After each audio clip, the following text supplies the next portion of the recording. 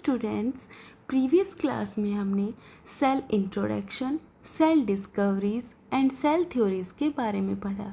साथ साथ हमने वायरस के बारे में भी पढ़ा जो सेल थ्योरी का एक्सेप्शन है, क्योंकि सेल थ्योरी का एक्सेप्शनल है क्योंकि वायरस क्या है, एक ए सेलुलर ऑर्गेनिज्म है। मीन्स वायरस के पास एक भी सेल प्रेजेंट नहीं है, फिर भी वो लिविंग का फीचर शो कर रहा है। क्योंकि वायरस है, आपको पता है, बहुत रैपिडली मल्टीप्लाई करता है, और रैपिडली मल्टीप्लाई करना किसका फीचर हुआ, एक लिविंग ऑर्गेनिज्म का। इसीलिए हमने वायरस को सेल थ्योरी का एक्सेप्शन कहा। आज हम इस क्लास में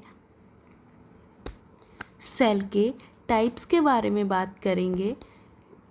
on the basis of cell number, cell number उनके साइज़ के बारे में बात करेंगे, शेप के बारे में बात करेंगे, जेनेटिक ऑर्गेनाइजेशन के बारे में बात करेंगे। तो सबसे पहले हम बात करते हैं कि जो हर एक सेल है, हर एक ऑर्गेनिज्म है, उनका अलग अलग शेप होता है, साइज़ होता है। इसीलिए हम कह सकते हैं कि organism show variety in cell number, size and shape. तो सबसे पहले हम सेल के टाइप्स के बारे में बात करेंगे on the basis of genetic organization. सबसे पहले है prokaryotic cell and eukaryotic cell. Prokaryotic cell and eukaryotic cell, prokaryotic and eukaryotic.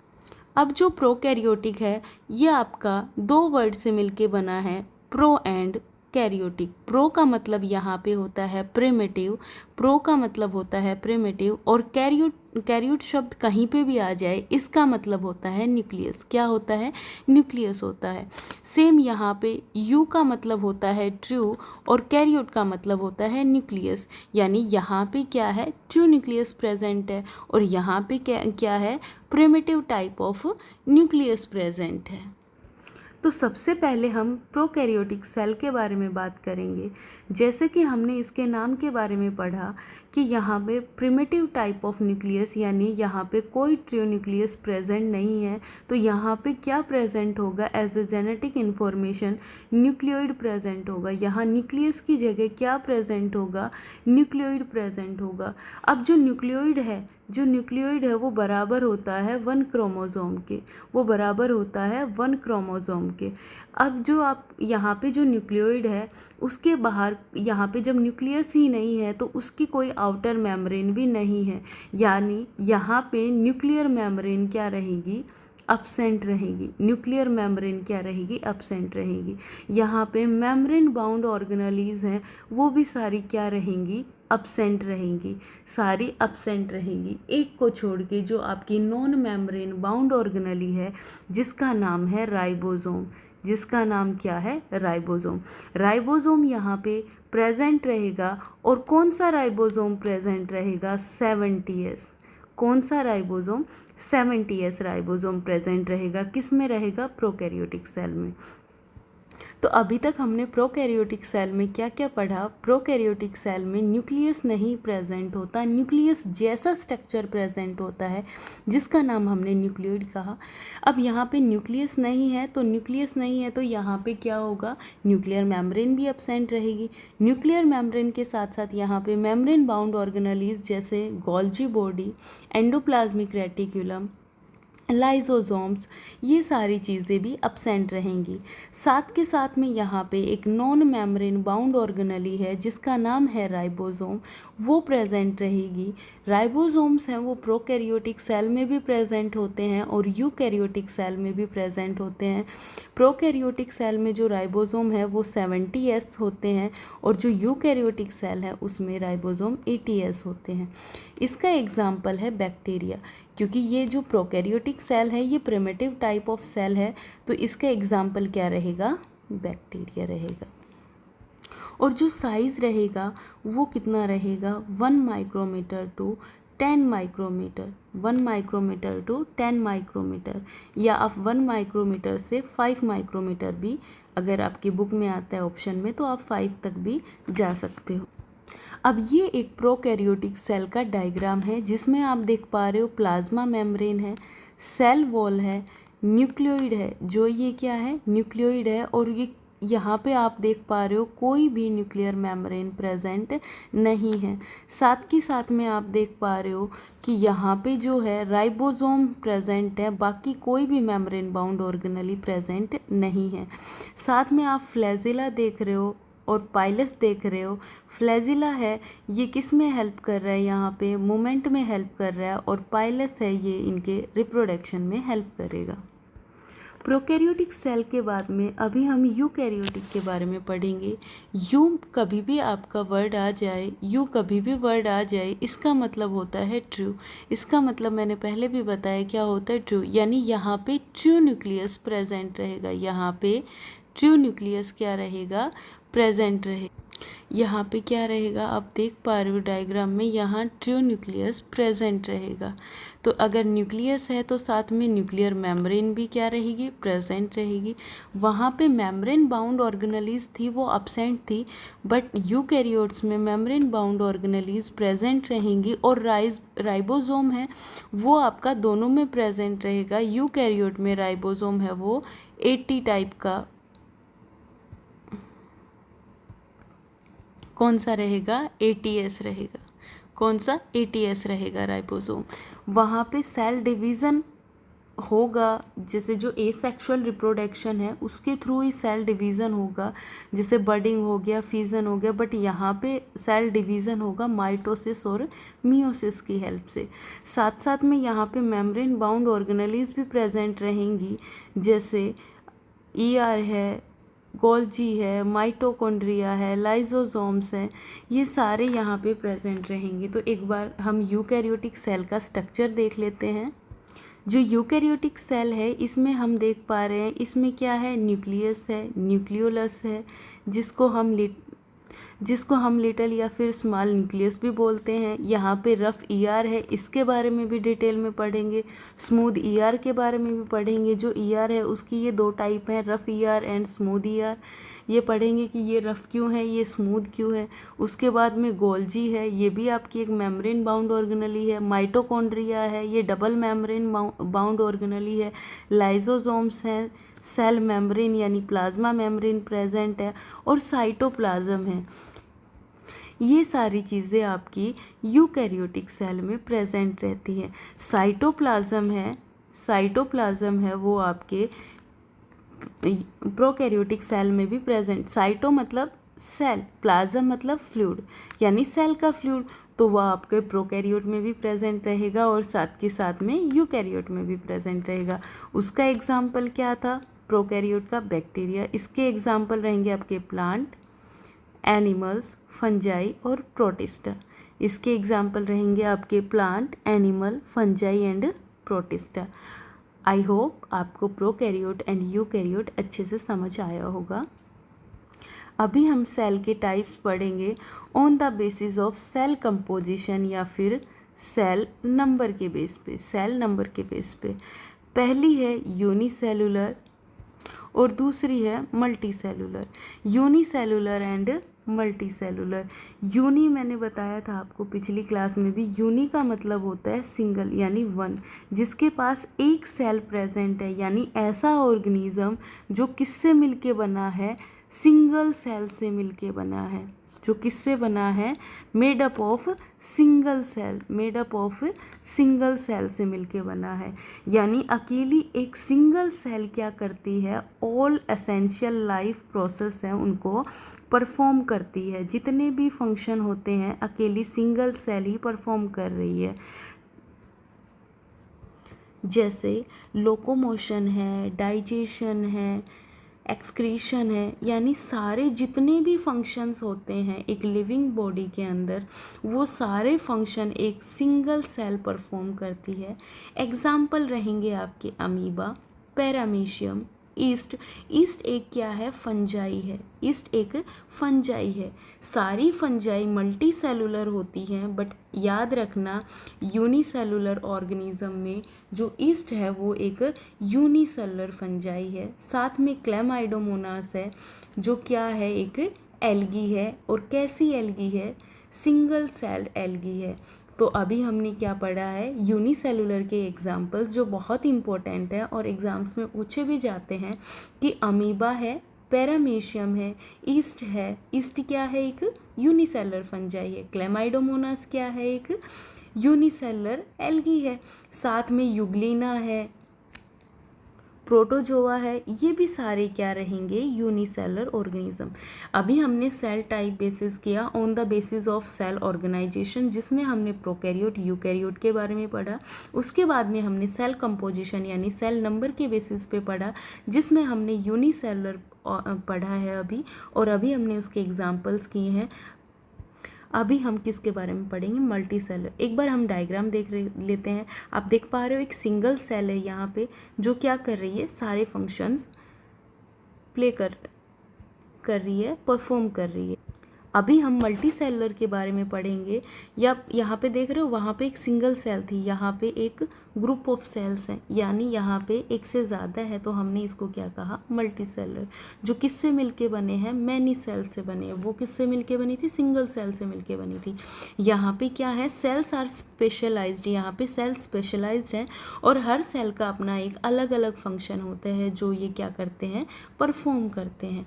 जैसे ह्यूमन बींग्स में है, प्लांट्स में है, फंजाई यहाँ पे भी है, और यूनिसेलर में यहाँ पे सारी फंजाई आएंगी, यहाँ पे सारी फंजाई आएंगी, वहाँ पे सिर्फ ईस्ट आएगा। और है आपका एनिमल्स का एग्जाम्पल, और किसका एग्जाम्पल है, मीन्स मल्टी सेलुलर में जो आपकी बॉडी है वो किससे मिलके बनी है, बहुत सारी सेल्स से मिलके बनी है। इसके बिहाफ पे हम एक बार बॉडी ऑर्गेनाइजेशन पढ़ लेते हैं। हमारी जो बॉडी है उसकी बेसिक यूनिट हमने किसको कहा, सेल को कहा। सेल से मिलके क्या बनेंगे, बहुत सारे टिश्यू बनेंगे, जो सेम टाइप के, जिनका फंक्शन सेम होगा वो टिश्यू होंगे। उसके बाद में बहुत सारे सेम टाइप के जिनके फंक्शंस हैं वो क्या बना देंगे, ऑर्गन बना देंगे। और बहुत सारे डिफरेंट्स ऑर्गन मिलके क्या बना देंगे, ऑर्गन सिस्टम बना देंगे। क्या बना देंगे, ऑर्गन सिस्टम बना देंगे। ये हमारा क्या है, बॉडी ऑर्गेनाइजेशन है। जो हमारी बॉडी है, मल्टी सेलुलर की बात करें हैं, बहुत सारी सेल्स मिलके, ये बहुत सारी स्पेशलाइज्ड सेल हैं जिन्होंने मिलके क्या बनाया, टिश्यू बनाया। और बहुत सारे स्पेशलाइज्ड टिश्यू मिलके क्या बना देते हैं, ऑर्गन बना देते हैं। और बहुत सारे डिफरेंट टाइप के ऑर्गन्स मिलके क्या बना देते हैं, ऑर्गन सिस्टम बना देते हैं। जैसे बहुत सारे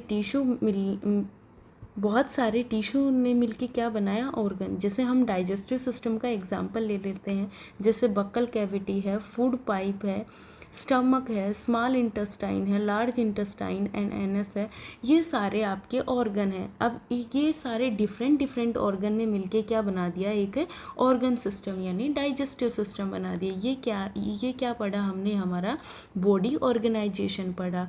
और ये बॉडी ऑर्गेनाइजेशन कब बनेगा, जब क्या होगा, एक ऑर्गेनिजम्स के पास क्या होगी, बहुत सारी सेल्स होंगी। वो ऑर्गेनिज्म कैसा रहेगा, मल्टी सेलुलर ऑर्गेनिज्म रहेगा। जब कब होगा, जब उसके पास बहुत सारी सेल्स होंगी।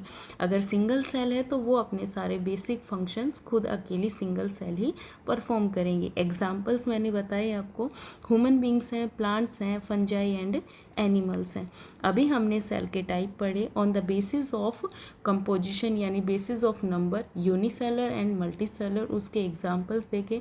उससे पहले हमने सेल ऑर्गेनाइजेशन के ऊपर पढ़ा, जिसमें हमने प्रोकैरियोट एंड यूकैरियोट्स के बारे में पढ़ा, उनके डायग्राम को देखा। अभी हम सेल की जो साइज़ है उसके बारे में पढ़ेंगे कि सेल का साइज़ है, सबसे बड़ी सेल कौन सी है, सबसे छोटी सेल कौन सी है। तो सबसे अगर छोटी सेल का सवाल आए, सबसे छोटी सेल है वो क्या है, माइकोप्लाज्मा। कौन सी है, माइकोप्लाज्मा, जिसका नाम है PPLO, जिसका नाम क्या है, PPLO है, जिसका नाम क्या है भाई, PPLO है। PPLO की फुल फॉर्म भी कई बार पूछी जाती है, प्लूरोन्यूमोनिया लाइक ऑर्गेनिज्म। प्लूरोन्यूमोनिया लाइक ऑर्गेनिज्म, जिसका साइज़ होता है 0.1 to 0.5 माइक्रोमीटर। साइज़ भी पूछा जाता है कि माइकोप्लाज्मा है, इसका साइज़ कितना है, 0.1 to 0.5 माइक्रोमीटर। उसके बाद में बात आती है स्मॉलेस्ट। हमने पढ़ा कौन सी है हमारी स्मॉलेस्ट है, वो माइकोप्लाज्मा है। उसके बाद में लार्जेस्ट की बात आए तो वो क्या है, ऑस्ट्रिच एग है। लार्जेस्ट अगर किसी में भी पूछा जाए, चाहे वो एनिमल्स में हो, चाहे वो प्लांट्स में हो, चाहे ह्यूमन बींग्स में हो, सब में क्या है, जो एग सेल है वो क्या है, लार्जेस्ट है। अब सबसे लार्जेस्ट सेल तो रहेगी ऑस्ट्रिच एग, जिसका जो है 13 सेंटीमीटर तो क्या रहेगी, वाइड रहेगी। 13 सेंटीमीटर तो क्या रहेगी, वाइड रहेगी। और 15 सेंटीमीटर रहेगी, वो लॉन्ग रहेगी। 13 तो क्या रहेगी, वाइड रहेगी, और 15 सेंटीमीटर क्या रहेगी, लॉन्ग रहेगी। यानी हम उसको अपनी आंखों से देख सकते हैं। साथ के साथ में है रहेगी लॉन्गेस्ट। अब ये थी लार्जेस्ट, इसमें क्या है, विड्थ भी पूछी है, लेंथ भी है। लॉन्गेस्ट में सिर्फ हम लेंथ को मेज़र करेंगे, जो क्या रहेगी, हमारी नर्व सेल है, जिसका साइज़ रहता है 90 टू 100 सेंटीमीटर। 90 to 100 centimetre. ये था बेसिक सेल का साइज़ की सबसे छोटी कौन सी, माइकोप्लाज्मा। सबसे छोटी कौन सी, माइकोप्लाज्मा। सबसे बड़ी कौन सी, ऑस्ट्रिच एग है। सबसे लंबी कौन सी, नर्व सेल है। अब हम ह्यूमन में बात कर लेते हैं। जो सबसे छोटी है वो रहेगी आरबीसी। आरबीसी कितनी रहेगी, जिसका डायमीटर रहेगा 7 माइक्रोमीटर। कितना रहेगा, 7 माइक्रोमीटर। और लार्जेस्ट कौन सी, एग सेल। मैंने बताया अगर किसी में भी पूछा जाए तो उसके जो एग सेल हैं वो क्या रहेंगे, लार्जेस्ट रहेंगे। तो ह्यूमन में भी लार्जेस्ट क्या रहेगी, एग सेल रहेगी। बाद में बात करते हैं प्लांट्स के बारे में। जो प्लांट में है वो लार्जेस्ट रहेगी कौन सी, प्लांट्स में रहेगी साइकस है, उसका ओव्यूल है। साइकस का ओव्यूल, ये मैंने इसमें नोट नहीं किया है तो आप नोट कर लेना। जो साइकस का ओव्यूल है, एग सेल है यानी ओव्यूल है, वो क्या रहेगा, लार्जेस्ट रहेगा। और बात करें अगर एल्गी की तो इसमें रहेगा एसेटाबुलेरिया। एसेटाबुलेरिया क्या है, एक सिंगल सेल्ड ग्रीन एल्गी है। यहाँ पे मैंने एक ग्रीन एल्गी की बात करी थी जो यूनिसेलुलर थी, सिंगल सेल थी, जिसका नाम क्या था, क्लेमाइडोमोनास। तो ये दोनों क्या है, एल्गी है। और सबसे बड़ी एल्गी कौन सी है, एसेटाबुलेरिया। सबसे पहले स्मॉलेस्ट कौन सी, पीपीएलओ। लार्जेस्ट कौन सी, ऑस्ट्रिच एग है। लॉन्गेस्ट आपकी नर्व सेल रहेगी। ह्यूमन बींग्स में आरबीसी रहेगी सबसे छोटी, बड़ी रहेगी एग सेल। प्लांट में रहेगा साइकस का ओव्यूल, और एल्गी में रहेगा एसेटाबुलेरिया। आई होप आपको सेल साइज अच्छे से समझ में आया होगा। अभी हम ट्रिक्स के साथ क्या करेंगे, सेल शेप के बारे में पढ़ेंगे। सेल शेप यानी सेल, देखो हर हमारा जो बॉडी ऑर्गन है वो डिफरेंट है, यानी उसके अंदर जो सेल है उनकी भी शेप क्या रहेगी, डिफरेंट रहेगी। तो सबसे पहले हम बात करते हैं आरबीसी के बारे में। देखो आरबीसी, आर से क्या याद करेंगे हम, आरबीसी की क्या फुल फॉर्म होती है, रेड ब्लड सेल, जिसका दूसरा नाम क्या था, एरिथ्रोसाइट्स था। जिसका दूसरा नाम क्या था, एरिथ्रोसाइट्स था। अब आरबीसी को हम ऐसे याद करेंगे, आर से राउंड, बी से बाई, और सी से कनकेव। कभी भी नहीं भूलोगे, आरबीसी के नाम से ही आप उसकी शेप को याद कर लोगे। कैसी रहेगी, round and by concave. RBC round and by concave, round and by concave. फिर आती है डब्ल्यूबीसी। डब्ल्यूबीसी क्या है, वाइट ब्लड सेल्स हैं। डब्ल्यूबीसी क्या है, वाइट ब्लड सेल्स हैं। वाइट ब्लड सेल्स का दूसरा नाम क्या है, ल्यूकोसाइट है। क्या है, ल्यूकोसाइट है। क्या है, ल्यूकोसाइट।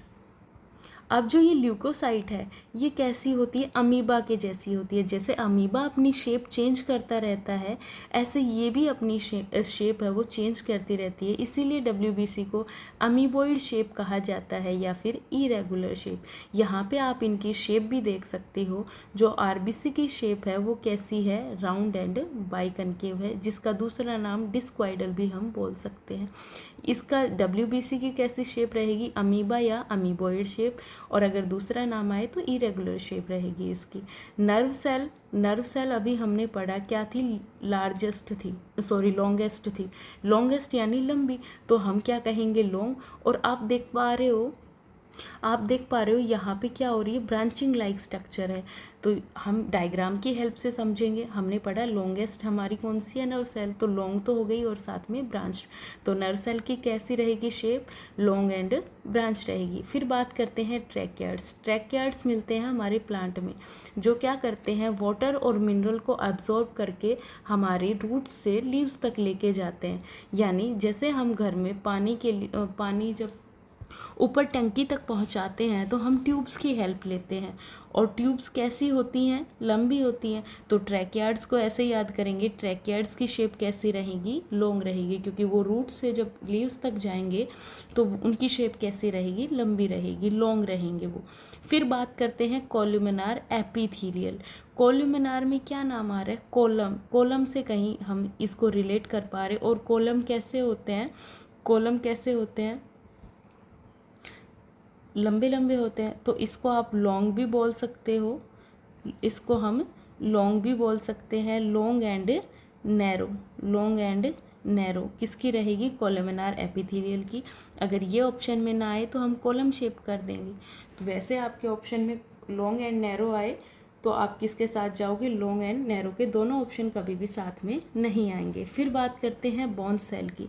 बोन सेल आप देख पा रहे हो, बोन सेल कैसी है, बिल्कुल ब्रांच लाइक स्ट्रक्चर है। जैसे हम देख पा रहे थे कि नर्व सेल में ब्रांचिंग हो रही थी, ऐसे ही ब्रांचिंग किस में हो रही है, बोन सेल में हो रही है। B for bone and B for branched. Bone cell की कैसी शेप रहेगी, ब्रांच शेप रहेगी।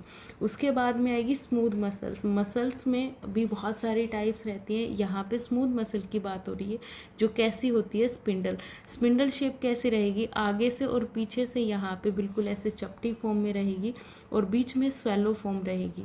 तो कैसी रहेगी हमारी जो स्मूथ मसल है वो स्पिंडल शेप की रहेगी। बाद में आती है एग सेल। एग सेल कैसी रहेगी, स्फेरिकल रहेगी या फिर ओवल रहेगी, स्फेरिकल या फिर ओवल। आई होप आपको शेप्स अच्छे से समझ में आई है। सबसे पहले RBC round and biconcave, WBC irregular and amoeboid, nerve cell long and branch, tracheids हैं वो लॉन्ग होते हैं, कोलुमिनार एपिथेलियल है कॉलम लाइक या फिर long and narrow, bone cell है वो B for bone B for branch रहेंगी, स्मूथ मसल है वो एस फॉर स्मूथ और एस फोर, स्पिंडल शेप रहेगी, एग सेल रहेगी वो स्फेरिकल या फिर ओवल शेप में रहेगी। तो एक बार क्विक रिवीजन कर लेते हैं। आज की क्लास में हमने सेल के टाइप्स पढ़े हैं on the basis of cell number, on the basis of cell number, cell organization, size और शेप्स के बारे में पढ़ा। हमने ऑर्गेनाइजेशन में हमने पढ़ा जो जेनेटिक ऑर्गेनाइजेशन है उसके अंदर हमने प्रोकैरियोट यूकैरियोट के बारे में पढ़ा। उसके हमने डायग्राम्स को अच्छे से देखा, अच्छे से पढ़ा। डायग्राम के बेसिस पे हमारे और भी जो कॉन्सेप्ट हैं वो क्लियर हो जाते हैं। उसके बाद में हमने सेल के कंपोजिशन यानी नंबर के बारे में पढ़ा, सिंगल सेल के बारे में पढ़ा, मल्टी सेल के बारे में पढ़ा। फिर उसके बाद में हमने सेल के साइज़ के बारे में पढ़ा, सबसे बड़ी, सबसे छोटी, सबसे बड़ी, सबसे लंबी। उसके बाद में हमने ह्यूमंस में पढ़ा, हमने प्लांट्स में पढ़ा, फिर उसके बाद में हमने शेप के बारे में पढ़ा। आई होप आज की क्लास आपको बहुत अच्छी लगी होगी, समझ में आया होगा अच्छे से। अगर आपको अच्छे से समझ में आया है तो अपने फ्रेंड्स के साथ शेयर करें, लाइक करें, सब्सक्राइब करें, और कोई भी डाउट आता है तो कमेंट करें। आज की क्लास में आपका क्वेश्चन रहेगा कि लार्जेस्ट सेल कौन सी है और जो हमारे ट्रैक्यार्ड्स हैं उनकी शेप कैसी रहेगी। तो ये जो आपका क्वेश्चन है उसका आंसर आप कमेंट कर सकते हैं। Thank you so much.